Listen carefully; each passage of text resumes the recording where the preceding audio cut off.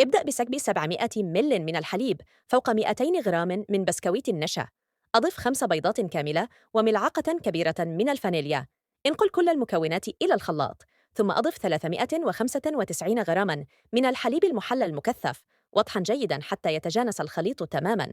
أوقف الخلط واترك المزيج جانبا. بعد ذلك في مقلاة كبيرة على نار متوسطة خفيفة أضف كوب 240 مللتر من السكر ووزعه جيدا. عندما يبدأ السكر بالذوبان حركه جيدا حتى يذوب تماما. أضف كوبا من الماء وحرك حتى يتحول إلى كراميل. اسكب الكراميل في قالب دائري بقطر 20 سنتيمترا ووزعه على القاعدة والحواف كما أفعل. أضف خليط الحلوى عبر مصفاة أثناء سكبه في القالب. غطه بورق الألمنيوم. ضع القالب داخل قدر به ماء مغلي لمدة 35 دقيقة، ثم أدخله الثلاجة لمدة 3 ساعات على الأقل حتى يبرد ويتماسك. رش بسكويتا مطحونا فوق السطح حسب الرغبة. والوصفة جاهزة. نلتقي في الوصفة القادمة.